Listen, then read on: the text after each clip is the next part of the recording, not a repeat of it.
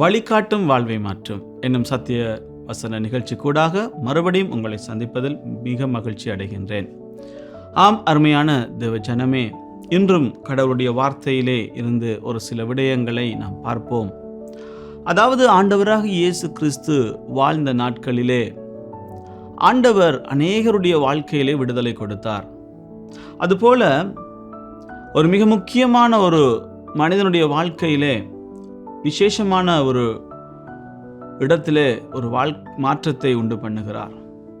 அது இன்றைக்கு எங்களுடைய வாழ்க்கையிலும் பொருந்துகின்ற ஒரு விடயமாக இருக்கும். அதாவது, ஜெப ஆலய தலைவன், ஒரு ஜெபம் நடத்தப்படுகின்ற ஒரு இடம், அதாவது ஒரு ஆலயத்திலே தலைவன், அந்த தலைவனுடைய வாழ்க்கையிலே அவருடைய மகள் வியாதிப்பட்டிருந்தாள்.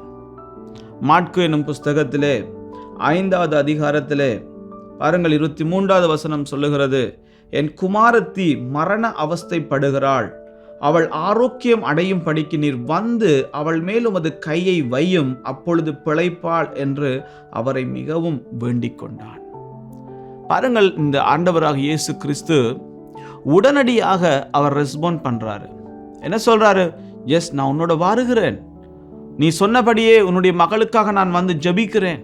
ஏனென்றால் ஒரு அன்பான தெய்வம் நம்முடைய ஆண்டவராக இயேசு கிறிஸ்து.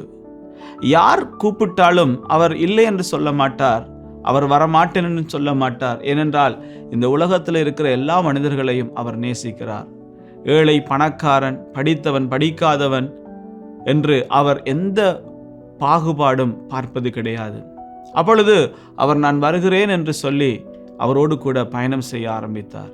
அவர் வருகின்ற அந்த பாதையிலே அநேக விடயங்களை அவர் சந்தித்து வருகின்ற பொழுது, இந்த ஆலய தலைவனுடைய வீட்டிலே இருந்து சிலர் வந்து ஒரு செய்தியை சொல்லுகின்றார்கள்.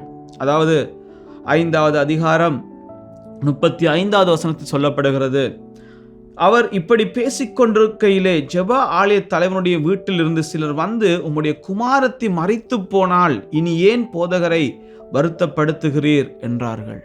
பாருங்க பிரியமானவர்களே, இந்த ஜெபாலய தலைவன் நம்பிக்கையோடு வந்தான் இயேசுவிடத்துல.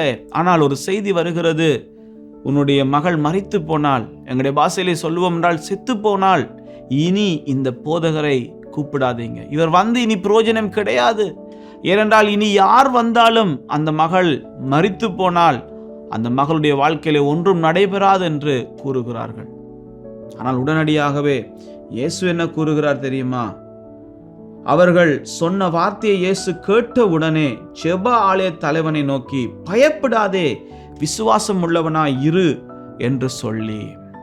பிரியமானவர்களே, இன்றைக்கு இந்த நாளிலும் 2 வார்த்தைகள் அந்த ஜெப ஆலய தலைவனுக்கு வந்தது. ஒரு வார்த்தை வருகிறது, மனிதர்கள் சொல்லுகிறார்கள், உன் மகள் மரித்து போனால் இனி யாராலும் ஒன்றும் செய்ய முடியாது.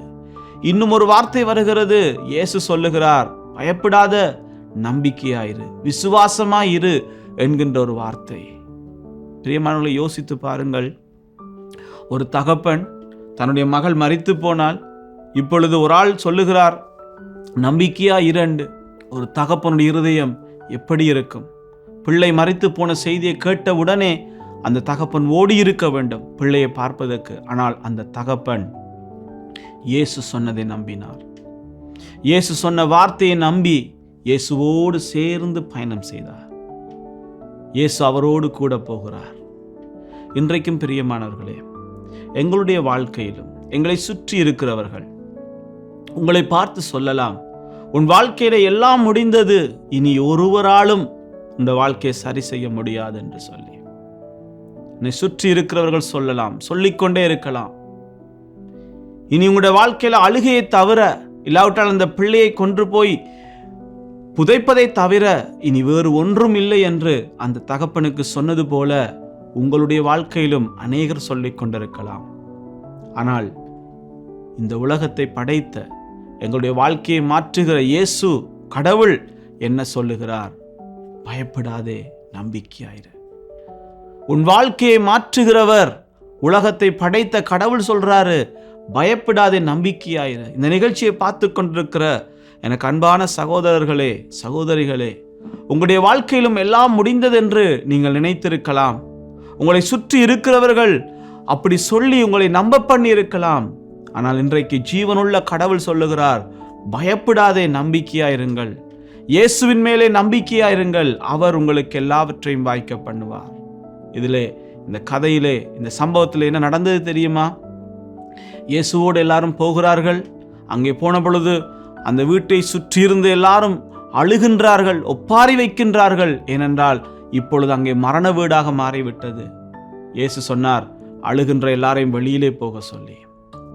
அப்பொழுது அந்த தாயும் தகப்பனும் எல்லாரையும் வெளியிலே அனுப்பிவிட்டு இயேசுவோடு அந்த பிள்ளையிடத்திலே போகின்றார். இயேசு சொன்னார், அந்த பிள்ளையை பார்த்து, எழுந்திரு. என்ன ஆச்சரியம்! அந்த மகள் எழுந்திருந்தாள். பிரியமானவர்களே, கடவுளாலே முடியும் எங்களுடைய வாழ்க்கையிலே எல்லாவற்றையும் புதிதாக்க. அன்னாள் என்கின்ற ஒரு பெண் பிள்ளை இல்லாமல் தன் வாழ்க்கையே முடிந்து போனதுன்னு நினைத்தாள். ஆனால் ஆண்டவர் சொன்னார், இல்லை, உனக்கு ஒரு குமாரனை கொடுப்பேன். சாமுவேல் என்ற குமாரனை கொடுத்தார். அதுக்கு பின்பதாகவும் பல பிள்ளைகளை பெற்றெடுத்தார். ஆபிரகாமுடைய மனைவி சாராள், பிள்ளை பேறு நின்று போய்விட்டது. தன் வாழ்க்கையில இனி பிள்ளையே பெற்றுக்கொள்ள முடியாத நிலைக்கு வந்து விட்டாள். ஆனால் ஆண்டவர் சொன்னார், இல்லை, நிச்சயமாக ஒரு குமாரனை பெற்றெடுப்பாய். கர்த்தர் கொடுத்தார். அந்த மகனுக்கு ஈசாக் என்னும் பெயரிட்டார். பிரியமானவர்களே, இதுதான் நம்முடைய கடவுள் செய்கின்ற காரியம். ஜீவனுள்ள இயேசு இன்றைக்கும் முடியாததை எல்லாம் முடிய பண்ணுகிறவர். இயலாது என்று சொல்லுகிறது எல்லாவற்றையும் நடத்தி காண்பிக்கிறவர் நம்முடைய ஆண்டவராக இயேசு கிறிஸ்து. இந்த நிகழ்ச்சியை பார்த்து கொண்டிருக்கிற உங்களுடைய வாழ்க்கையிலும் எல்லாம் முடிந்தது என்று நீங்கள் கண்ணீர் விட்டு கொண்டிருக்கலாம். இனி யாராலும் ஒன்றும் செய்ய முடியாது நீங்கள் யோசித்துக் கொண்டிருக்கலாம். ஆம், உண்மைதான், மனிதர்களாலே செய்ய முடியாது. ஆனால் ஆண்டவர் இயேசுவினாலே செய்ய முடியும். அவருடைய சிலுவை மரணம் எல்லா சாப பாவங்களிலும் இருந்து எங்களை விடுதலையாக்குகின்றது. கிறிஸ்துவனுடைய அன்பு நம்முடைய வாழ்க்கையை மறுபடியும் கட்டுகிறது. இயேசுவாலே முடியும் இழந்து போனதை மறுபடியும் எங்களுடைய வாழ்க்கையிலே பெற்றுக் கொடுக்க. ஆகவே இந்த நாளிலும் அந்த ஜெப ஆலய தலைவனுடைய வாழ்க்கையிலே ஒரு பெரிய இழப்பை சந்தித்தான். ஆனாலும் ஆண்டவர் இயேசுவோடு கூட பயணம் செய்தபடியினாலே, அந்த மனிதனோடு இயேசு இருந்தபடியினாலே அவன் பெற்றுக்கொள்ள வேண்டிய இழந்து போனதை மறுபடியும் இயேசு கொடுத்தார். அதே போல அன்பான பிரியமான தேவ ஜனமே, இயேசுவோடு சேர்ந்து நாங்கள் பயணம் செய்வோம். இயேசுவை பிடித்துக் கொள்வோம். இயேசுவின் மேலே நம்பிக்கை வைப்போம். பயப்படாமல் இருப்போம். நிச்சயமாக கர்த்தர் எங்களுடைய வாழ்க்கையிலே இழந்து போனதை மறுபடியும் கொடுக்க அவர் வல்லவராக இருக்கின்றார். ஆகவே நாம் இந்த பூமியிலே மனிதர்கள் சொல்லுகிறதை கேட்டு சோர்ந்து போகாமல், மனிதர்கள் சொல்லுகிறதை கேட்டு நாங்கள் அங்கே அழுது கொண்டிருக்காமல், வேதத்திலே கடவுள் எங்களோடு என்ன பேசுகிறார், ஜெபத்திலே கடவுள் எங்களுக்கு எப்படிப்பட்ட நம்பிக்கையை தருகிறார் என்பதை நாங்கள் நினைத்து பார்ப்போம். அவர் மாத்திரமே எங்களுக்கு வாழ்வு கொடுக்கிறவர். அவர் அந்த ஜெபாலய தலைவன் சொன்னார், நீர் வந்து என் பிள்ளையின் மேல் கையை வைத்தால் என் பிள்ளை பிழைப்பாள். ஆகவே கடவுளை நோக்கி கேட்போம், ஆண்டவரே, உம்முடைய கரத்தை என் சிரசின் மேலே வைத்து என்னை ஜீவனுள்ள ஒரு மகனாக மாற்றும், என்னுடைய வாழ்க்கையை மாற்றும் என்று நாங்கள் ஜெபிக்கின்ற பொழுது நிச்சயமாக எங்களுடைய வாழ்க்கை மாறும். இயேசுவோடு சேர்ந்து தொடர்ந்தும் நாங்கள் பயணம் செய்வோம். வெற்றியுள்ள ஜீவனுள்ள வாழ்க்கை கூடாக நாம் கடந்து செல்வோம். வழிகாட்டி வாழ்வை மாற்றும் என்கின்ற இந்த நிகழ்ச்சி நிச்சயமாகவே உங்களுடைய வாழ்வுக்கு இயேசுவின் ஊடாக ஒரு சிறந்த வழியை காட்டுகிறது என்பதிலே எந்த சந்தேகமும் இல்லை.